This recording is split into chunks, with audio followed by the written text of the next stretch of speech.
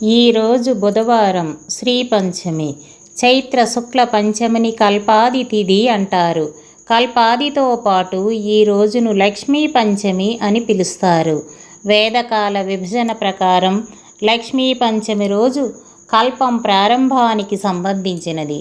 హిందూ గ్రంథాల ప్రకారం గుడి పడ్వా, ఉగాది మరియు అక్షయ తృతీయతో సహా సంవత్సరంలో 7 కల్పాది రోజులు ఉన్నాయి.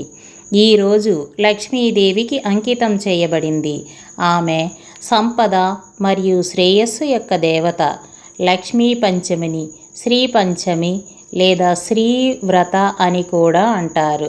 శ్రీ అనేది లక్ష్మీదేవికి మరో పేరు. హిందూ నూతన సంవత్సరం మొదటి వారంలో లక్ష్మీ పంచమి వస్తుంది. ఈ రోజున లక్ష్మీదేవిని పూజించటం చాలా శ్రేయస్కరం.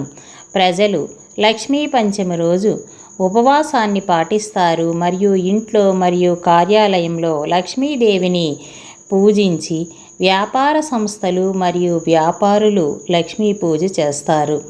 లక్ష్మీ పంచమి ప్రాముఖ్యత. పురాణం.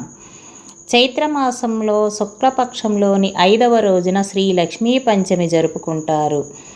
భక్తులు ఈ రోజున లక్ష్మీదేవి అనుగ్రహం కోసం ఆకర్షణీయమైన లక్ష్మీదేవిని పూజించటం వల్ల దారిద్ర్యం తొలగిపోతుంది.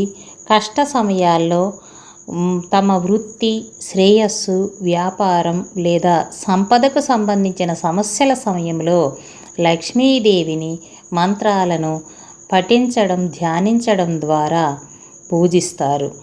భక్తులు కనకదార స్తోత్రం, లక్ష్మీ స్తోత్రం, శ్రీ సూక్తంతో సహా లక్ష్మీ పంచమి నాడు వివిధ స్తోత్రాలను వీలైతే చదవాలి. లక్ష్మీదేవి తన భక్తులకు అనుగ్రహిస్తుందని. పంచమి సంపద మరియు విజయానికి సంబంధించినది.